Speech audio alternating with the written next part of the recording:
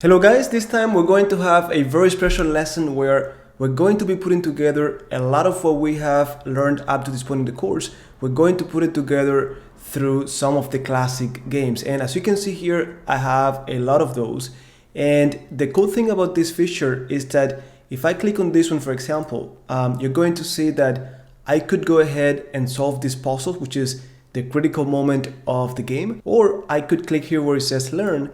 And this is what I wanted to do with you mainly. I could actually click on it, guys, and we're going to be continuing this game as if we were Morphy in this case. Now, before we get started, of course, I'm going to do it myself. I'm going to explain my logic behind my decisions, and you will see that many of them I'm going to get them wrong, but that's okay. That's part of the learning process. Now, I hope that you do it at home as well, and hopefully we could get something out of this. Now, a lot of the decisions that we have to make, we have the knowledge, guys, from all of the lessons that we have had up to this point. Now, if you do not have access to this feature on chess.com, which is what I'm using, you could do, guys, this is basically the same thing we did on lesson number 81.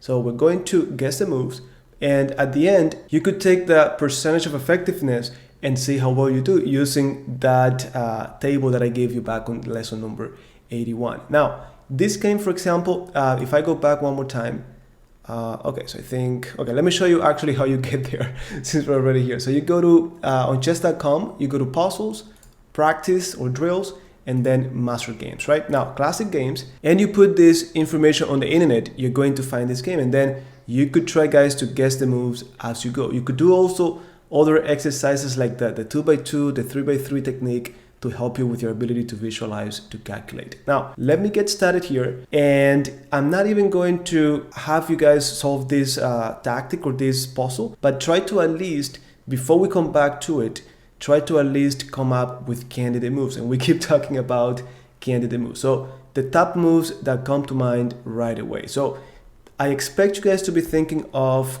queen takes f1, of course, queen takes queen, why not, and even rook to e1, and why not queen takes f3. Now, is there any other check, any other capture? Well, this bishop over here could go to f2. So these are moves that we need to consider, and then we're going to calculate, look into each one of them individually to see if they lead to something concrete. So again, typically I ask you for 3, but in this case, 1, 2, 3, 4, and even this one over here we have to consider. Some of them you could just disregard in a few seconds, but we do have to look into them. Now, guys, we're gonna come back to this because we're gonna go over the entire game or most of the game. So when we get to this point, we're going to go deeper into the detail. So let me go here to learn and let's see how it goes. So here they're going to be giving you, I think, some feedback, and feel free to go through it. I'm just going to focus on the moves. Now, in this case, we are supposed to be playing as the black pieces. And of course, we have to make a decision. Should we take on c6 with the d pawn or with the b pawn? Now, this is the last thing that I read here. So how did Morphy recapture on c6? Well, we talked about this on, well, lesson number 40 something when we talked about double pawns. There are cons and pros of having the double pawn.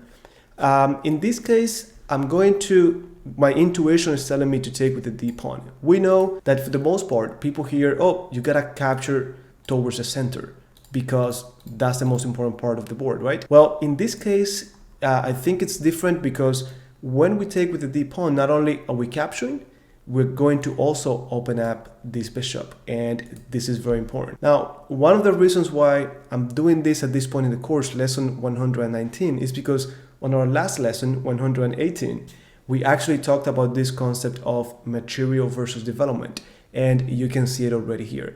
It's all about gaining a tempo on that bishop and getting our piece or our bishop ready to be developed. So in this case, I'm gonna take with the d pawn. Maybe Morphy had something else in mind, but there you go. So d takes e6, we got that one correct. And let me see, so good start. How did Morphy force the white pieces to retreat? Oh, a white piece to retreat. Okay, so this is gonna be even easier since I'm telling you more or less what Morphy was looking for. Now, before I look for that piece that I want to retreat, let me just try to imagine if this were my game in a tournament. So the first thing that comes to mind is that this bishop is hanging on c4. So can I take advantage of that? Well, what if I go queen d4? I'm hitting the bishop, and this battery is putting pressure on f2. And those of you who followed, who went over lesson number 118, you saw this pattern, and I said it. If you're not familiar with it, you will learn it because it's very, very important. So of course, nothing that we could do there. I'm also thinking the other way around. What if I take on f2 first, the king takes, and then queen to d4? I got a pawn right there. I'm going to pick that bishop up after the fact. Now, in this case, it doesn't work because the rook could take and I don't have to check, but it is something that we have to consider. So at this point, I looked into that. It takes only a few seconds to disregard. Of course, I'm attacking that pawn twice. And here I think, yeah, here we're down a pawn. So maybe that's what we want to do. Also, maybe developing this bishop and forget about the pawn for now. But I feel like we need to take that pawn, guys, because if they keep it defended, if they do something like d3, it's going to be hard for us to come back from that. Now, in this game, I think I would just, well, let me see. If I'm going to take the pawn, I need to calculate. If I take the pawn, I have to look into some queen, I have to look into some queen f3 or even some queen h5. Like, don't forget, if you go, let's say, 94, nobody's controlling h5. So we could think of something like queen h5, hitting f7, and hitting the bishop hanging. Or they could do it the other way around. If I go 94, we have bishop takes f7, check, king takes, queen h5 with check, and hitting that hanging bishop. So if our intuition is developed properly for tactics, if you have been training tactics, then all of these things have to come to mind. All right, so in this case, they want us to make a piece retreat. I'm assuming it's this bishop, so b5, and it does make sense. So we're going to be expanding on the queen side at the expense of that bishop. Plus, that bishop is on a really good diagonal. Eventually, even if I wanted to get the bishop to e6, it would be nice if this guy is not here. So pawn to b5 has to be the move, bishop b2, and now this is interesting because the bishop getting on that diagonal is not going to allow the queen to come up with that. Plus, of course, the bishop is gone already. So I think now it is safer to take on e4, but let me see what they say here. So nice move. How did Morphy equalize material? So this is pretty easy for us. It has to be taken, but still don't forget, and I said it last time, actually on our last stream, whenever you see a good move, like in this case, it has to be 94. Well, don't play mechanically. Try to look for a better move. If you scanned around, you looked, there's nothing better, well, we take on e4. Now, what could have been another move that came to mind? Well, pawn to b4. I got this tempo on the bishop, maybe I could get to b4. Look into it. In this case, I don't think it works. It's not going to add anything to us. Plus, they could just move hitting the bishop. So I think it has to be getting the pawn. And then good move. What's next? Of course, we gotta take back. And now bishop f3. Now, extremely important decision now. The rook is being attacked. They're hitting c6. And I think just by looking at it quickly, there's one move that is going to allow me to defend the rook or protect the rook. And of course, keep an eye on c6. So it has to be e6. Now, guys, if you're doing this, try to look anyways to the feedback. It's going to be helpful. But even before you look at the feedback, try to do it on your own without any information. And then, of course, look at it. So it's going to help you learn even more. So I think it's rook e6, but then let me see. How should you save the rook but keep it active? Of course, we got to save it. I think rook e6 is the way to go. It looks a little bit weird because we're blocking the bishop, but I think it's necessary. There you go. So rook e6, now pawn to c3, and I know they're going to do something like pawn to d4. So they get to hit the bishop has to move, and they're going to be ready to develop their bishop. Now, if you just look at this position, let's say we're ignoring anything else that they're saying on the side. Guys, there's one thing that has to come to mind. If you did not, if this square didn't light up for you as a weak square, then you gotta go back to lesson number 52. You gotta go back to lesson number, I wanna say 91, because we talked about weak squares. We talked about, and also I think even lesson number 43, 44, we talked about this. That's a weak square and we want to utilize it. And for those of you who are new to the channel, a weak square is going to be a square that cannot be defended by a pawn. So the e pawn is gone, the c pawn is pushed, so they can never go back. and d3 is going to be for us to use. If they ever want to defend it, they have to do it with a piece. Now, in this case, I really wish I could put a knight over there or even a bishop, but I cannot do it quickly enough for them before they do pawn to d4. So the other piece that could go in there is queen to d3. So this is a move that has to come to mind. Now, I'm going to still look for other ideas. Maybe, I don't know, rook to d6, something like that. But I already like queen d3. And if I don't find something better, that's the way to go. But even if you don't do it, this is something that has to light up. Our brain has to be conditioned already to recognize these weaknesses. All right, so let me see what they say. Well played. White's last move was a mistake, and now Morphy can block White's development. And I think that's consistent with queen to d3. Not only are we occupying that weak square, but since the pawn cannot be pushed, this bishop is going to be trapped on c1. So queen to d3, very good. And now, nice job. What's next? Well, we have to move the bishop, and I think I'm liking this diagonal. Now, this is also helpful that we saw that first position at the beginning. I remember the bishop was on b6. So this one is pretty easy to come up with the answer, but also we remember the bishop was on b6. So bishop b6. Now, pawn to a4, of course, they're trying to create something on the queen side. Plus, since the bishop cannot move, probably this rook has to find a way on the a file. Now, here, I'm already thinking of ways to keep this rook trapped, but I don't think I can. If I don't take, they are going to take me. Not to mention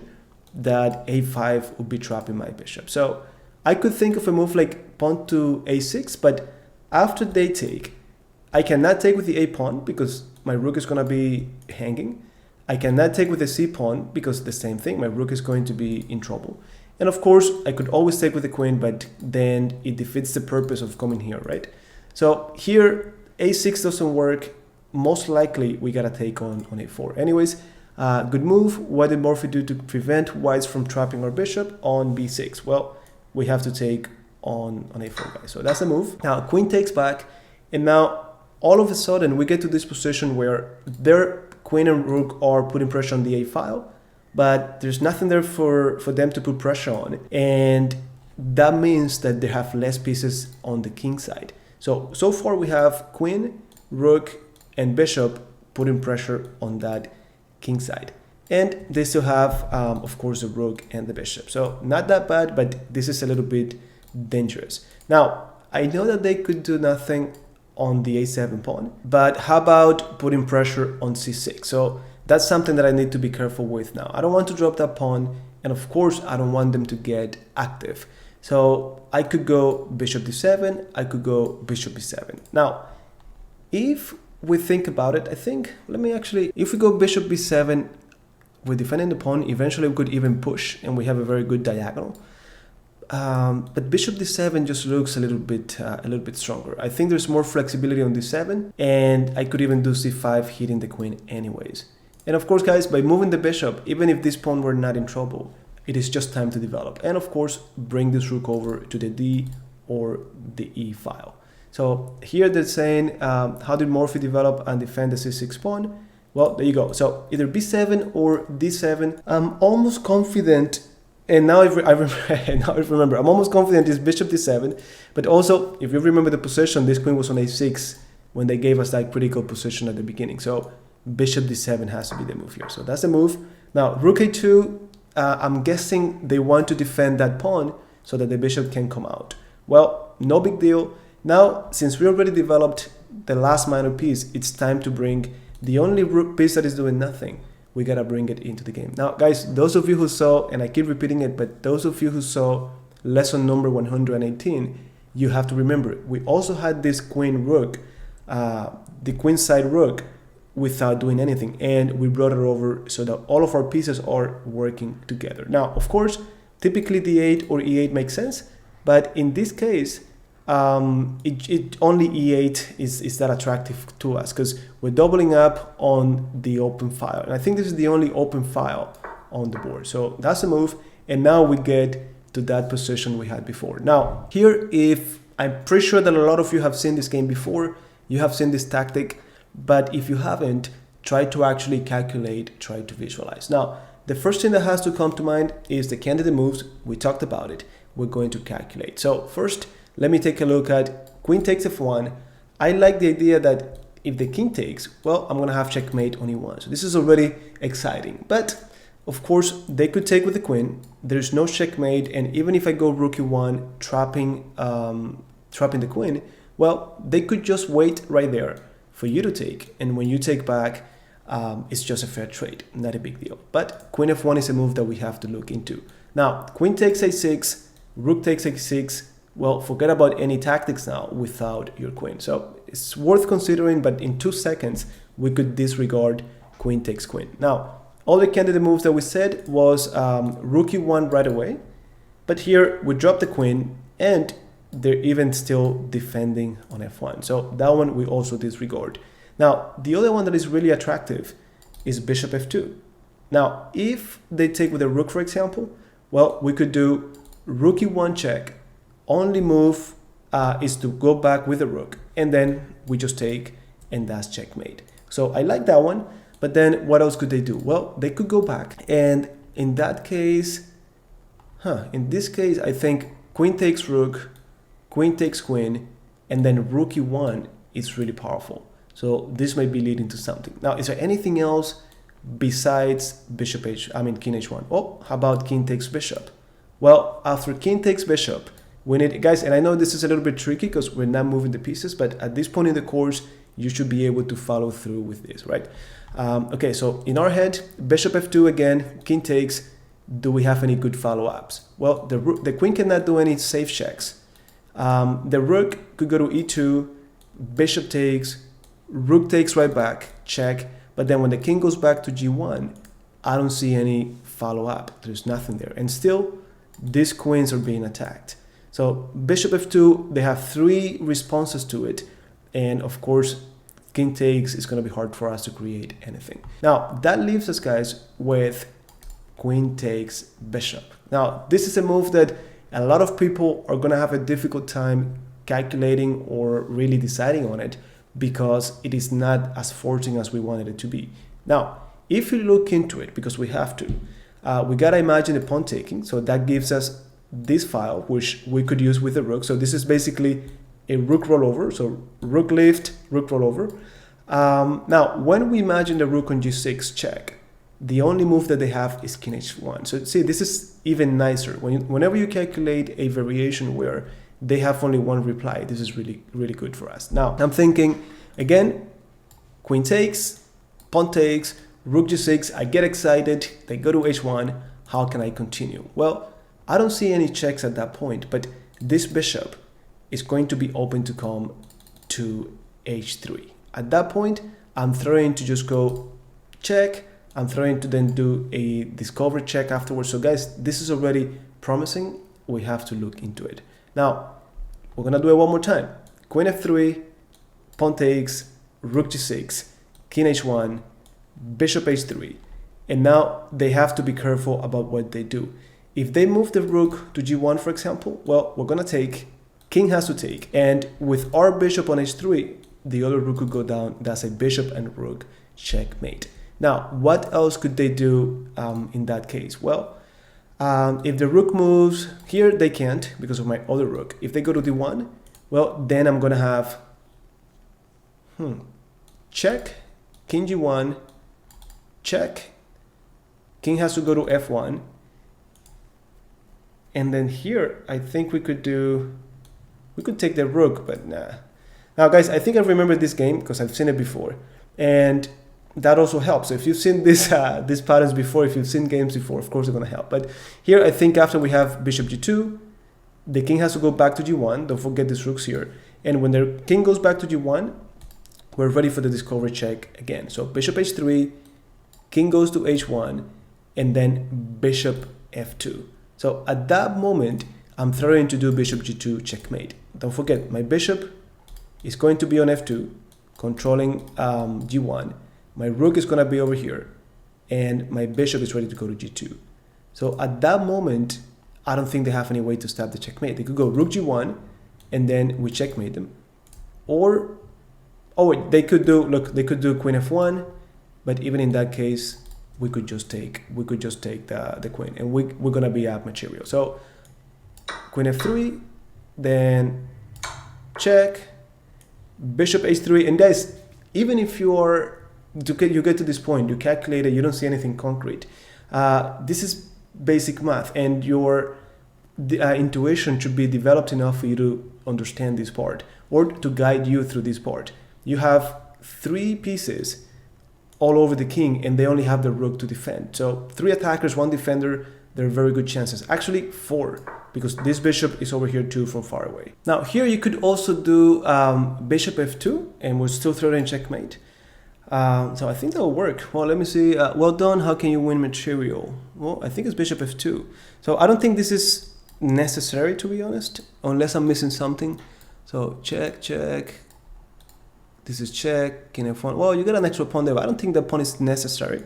So maybe I get this one. Oop, no, you see, you had to do bishop g2 first.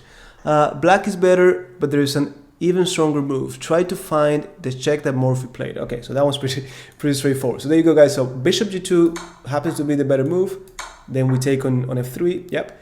Now here, I don't think we want to take on d1. It just doesn't look good. It has to be bishop g2. Now, still, let me see. Well played. How should you keep attacking? You see, they're not saying collect material. How should you keep attacking? So check.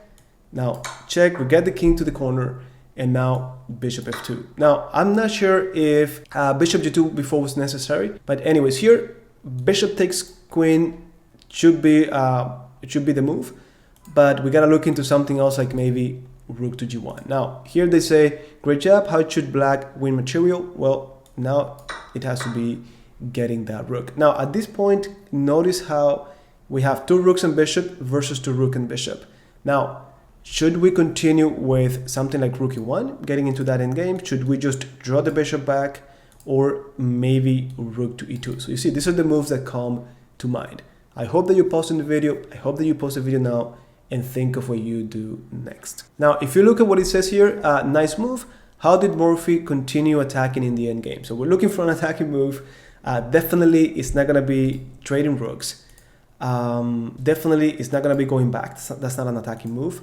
I want to say it's rook e2. Now, still, let me see,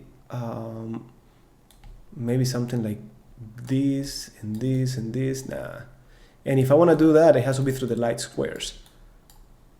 But I don't think that's going to be it. You know what? It has to be rook e2, because even in that case, this pawn cannot move, since the rook could be hanging. And I don't want their pieces to get active. So it has to be rook e2. There you go. That's the move. Now, they're going back, getting away from that. And now I think the only thing that we're missing is bringing this rook to the 7th rank. So I could be doing something like bishop b6, not letting the white rook get here or anything else, and then I could go to g2. However, if I did something like bishop b6 right now, they could do pawn to d4, blocking the bishop. So even rook g2, maybe that's not the way to go. So how about bishop e1? So that's a move that definitely comes to mind. So I'm between bishop e1, bishop b6, and I think that's about it. Okay, so guys, again, pause the video, see if you can come up with the right move. So how should you target white's h pawn? How should, rook h6? Rook h6. Now bishop g1 doesn't make sense. He takes, no, that cannot be it. So I don't think it's rook h6 either. I'll go with, to be honest, I'll go with bishop e1. Bishop a6. Now bishop g3. Pawn takes. Rook h6, king g1. Rook h2. Rook moves. Check. Nah, I don't think that's it. Alright guys, I'm gonna maybe get this one wrong. I'm gonna go bishop e1. But there you go. So there's a stronger move. Try to find a way to target h2. Well, I guess, oh yeah, because then you're even creating a pin, and when you do bishop g3, they cannot even take it. So it's rook h6 followed by bishop g3. Wow. All right, that's why we're not Morphy. All right, so here, bishop e3 has to be the move. Notice how they're attacking the rook, And by doing bishop e3, not only are we getting in the way of the bishop, but then we're threatening checkmate in 2 moves. So we take, check, king moves, and then checkmate. So this one has to be, I don't think there's any rook takes first, king takes, and then moving the bishop. No, it has to be bishop e3. Now, great move. How did Morphy make a winning mate threat? Well, it has to be bishop e3, and then of course, check followed by checkmate. All right, guys, so there you go. We did excellent. Of course, you could continue, go to the next lesson. And if I go back, let me see if it lets me. Well, let me go puzzles, drills, master games, classic games. So notice how we have many other games. You have Dubov versus Karyaking.